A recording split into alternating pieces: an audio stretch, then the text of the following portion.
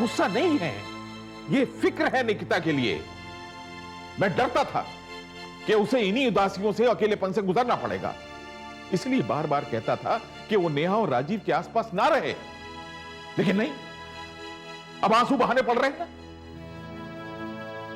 अरे मुझे इन्हीं आंसुओं का डर था, और तुम मेरे गुस्से को यह समझती रही कि मैं उसे प्यार नहीं करता, नेहा को ज्यादा चाहता हूं, इसलिए उसके बारे में ज्यादा परेशान रहता हूं। अरे मैं परेशान रहता था क्योंकि मुझे इस दिन का अंदेशा था, और देख लिया वही हो रहा है जिसका डर था।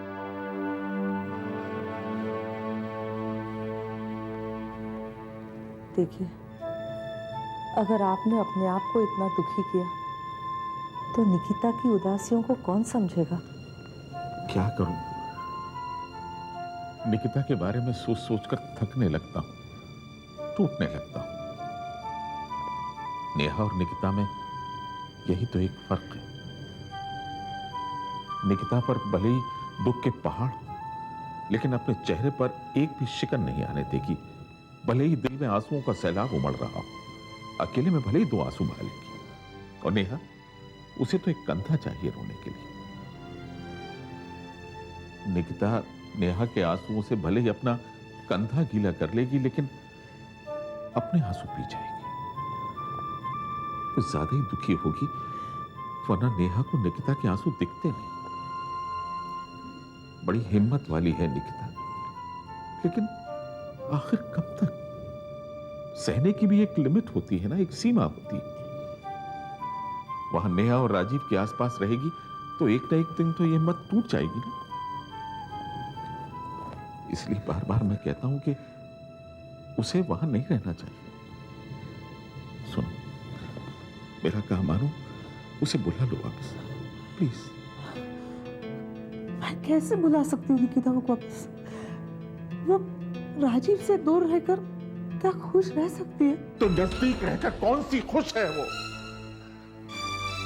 पूछना अपने उस भगवान से जिसके सामने तुम रोज दिया जलाती हो। क्यों हमारा और हमारी बेटियों का इम्तिहान ले रहा है वो? हमारी दोनों बेटियों के सुख दुख एक ही पिटारी में क्यों बंद कर दिया उसने?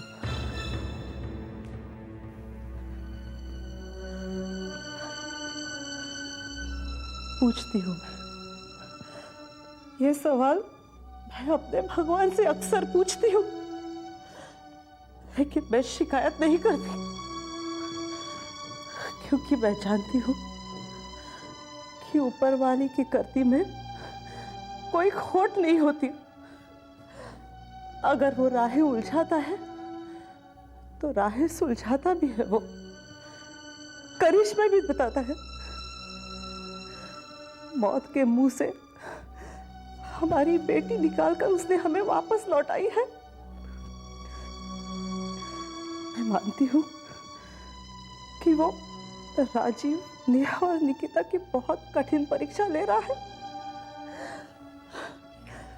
ये सब देखकर तो परेशान मैं भी होती हूँ, लेकिन मैं दिल नहीं हारती।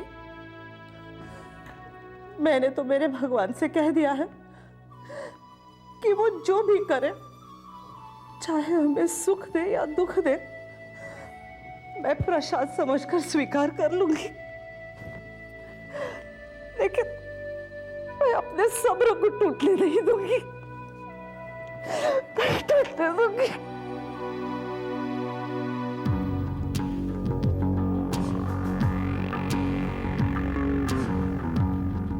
Morning sir. मॉर्निंग, बैठो। Thank you. कुछ है? नो सर, राजीव गुप्ता को किसी बात पर किसी तरह का कोई शक नहीं। पर सर एक बात मेरी समझ में आई। एक बात समझाता हूँ। किसी को अगर बहुत ऊंचाई पे ले जाकर अगर गिराया जाए तो जानते हो क्या होता है? या तो वो इंसान खत्म हो जाता है या सारी जिंदगी दर्द से कराता है।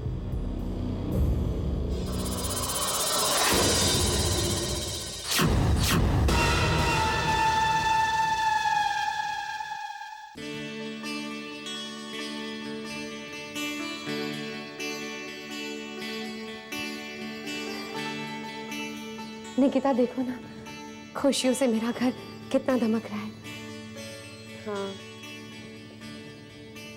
देखना अभी माँ जी आएंगी तो बहुत खुश हो जाएंगी ये देखकर कि उनका घर उनकी बहू ने कितनी अच्छी तरह से सजाया है। हाँ, उनकी बहू ने। अच्छा निकिता, तुम एक काम क्यों नहीं करती? आज तुम मम्मी पापा के पास क्यों नहीं चली जाती? आज तो लक्ष्मी पूजा है ना, वो बेचारे अकेले होंगे। नेहा, मैं बाद में चली जाऊंगी। वैसे भी आज मम्मी जी आने वाली हैं, कितने दिन हो गए उनको मिले। उनको मिलकर चली जाती हूँ। ठीक है, जैसे तुम्हारी मर्जी। अरे मम्मी जी, जीती रहो बेटा। कैसी हैं आप? बिल्कुल ठीक।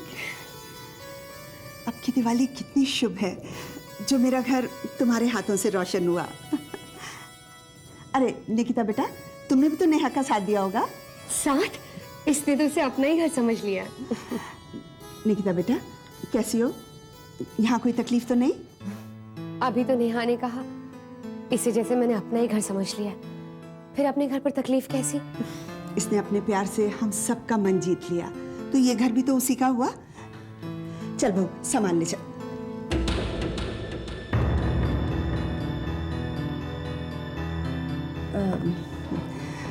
क्या करूं, वो सफर में इतना थक गई, और ये तुम दोनों बहनों की शक्लें भी तो एक सी हैं।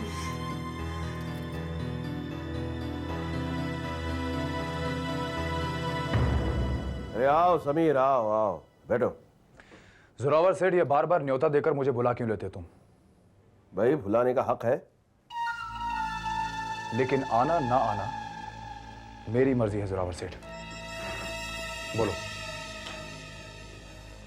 समीर, मैं तुम्हें आजमाना चाहता हूं, देखना चाहता हूं तुम्हारी ताकत क्या है।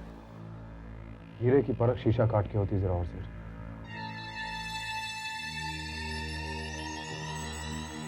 वही तो मैं देखना चाहता हूं समीर, कि तुम वाकई हीरा हो या फिर एक चमकता हुआ कांच का टुकड़ा। देखो जोरावर सेठ, मुझे इम्तिहान देने की आदत नहीं है, लेकिन मुझे नतीजे जानने की आदत है। समीर किसी को नतीजा दिखाने का मोहताज नहीं है। जानता हूं। अरे तुम्हारी यही बातें तो अच्छी लगती है। लेकिन क्या करूं समीर, क्या करूं? मोटी रकम लगाई है तुम पर। धंधे वाला आदमी, अपना फायदा तो जरूर देखूंगा, लेकिन एक बात है समीर, आज तक तुमने ऐसा कोई काम नहीं किया जिससे मुझे फायदा हो।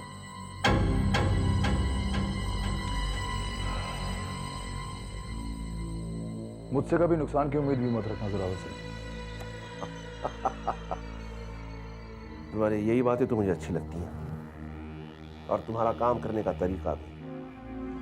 बस एक छोटी सी प्रॉब्लम है, तुम्हारा ये आशिक दिल है, वो तुम्हें अपनी राह से भटका देता है। जोरावर सेठ, समीर धंधे की बात दिल से नहीं दिमाग से सोचता है। हमसे सीखी हुई बात हम ही पर। काम बोलो जोरावर सेठ। समीर, अपने एरिया में एक डांस बार खुला है जिसने हमारे धंधे का काफी नुकसान कर दिया है।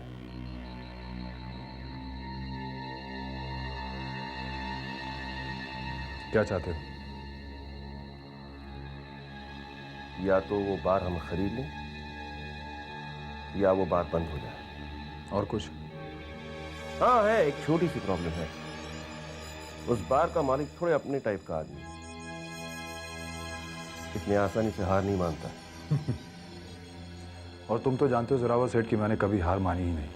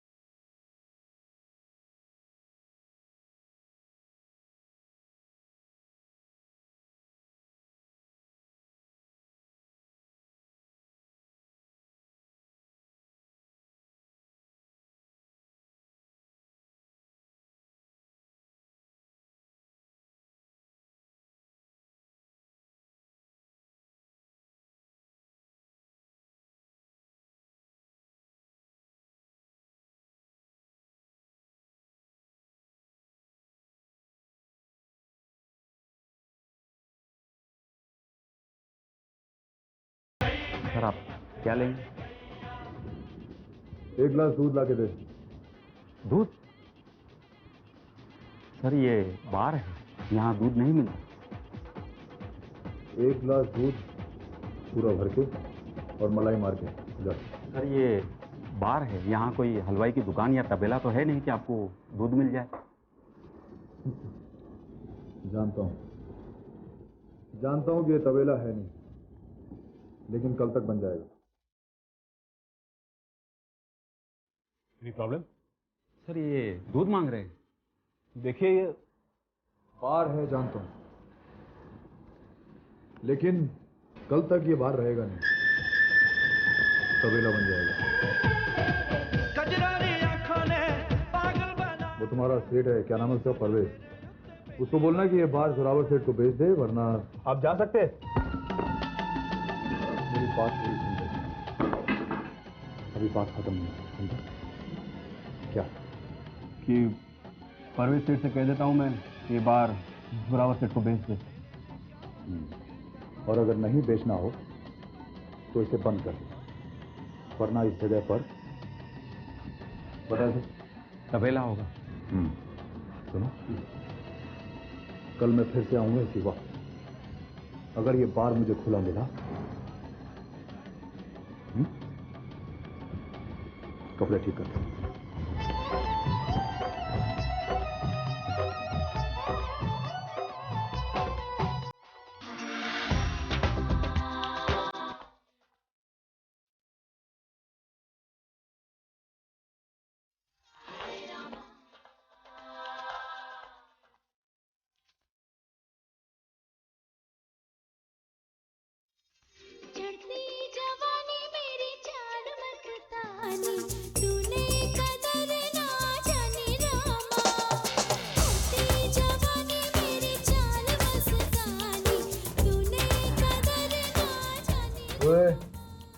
परवेज, क्या रे तू ये सब बार बन गया नहीं चक्कर में?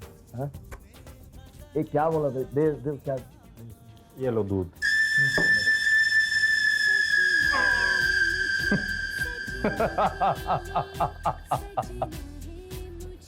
तो तूने मेरे डर से तबेला खोल ही लिया।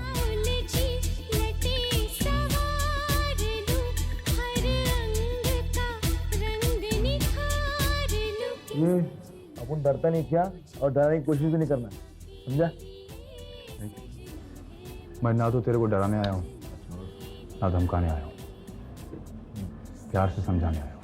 ये समझा तेरे जोरावर को, क्या अपने से पंगा नहीं लेना? हाँ, नहीं मानेगा, मुझे ज्यादा बातचीत नहीं करने का, समझा? कल मैं ये बोल के गया था कि या तो ये जगह बंद कर दे या कीमत दे दे, लेकिन आज सिर्फ ये बोलूंगा कि इसे बंद कर दे। हाँ, बंद कर दे। ये बंद करने से पहले वहाँ देख, खुल जाएगी, समझा?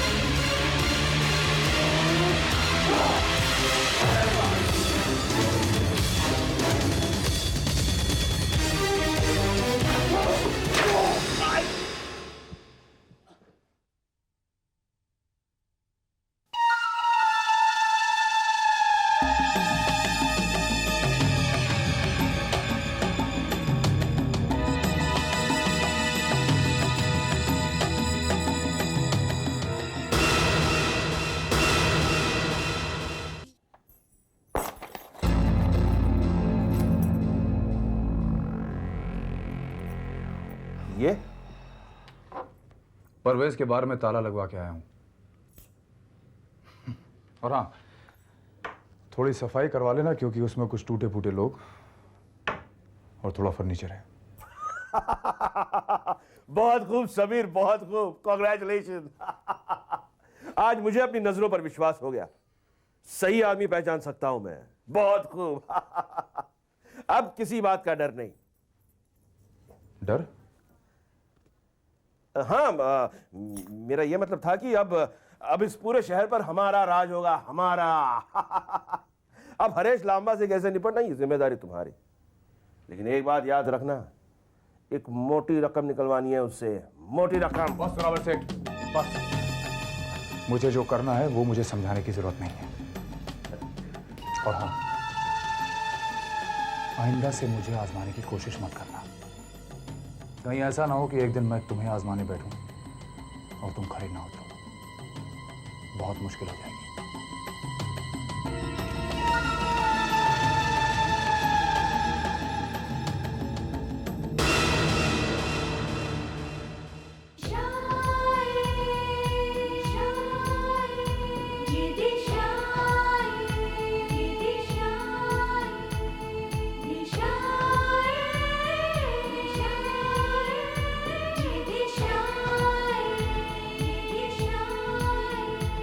ये मौसम वही है नजारे, वही है जहाँ की फिजाएं।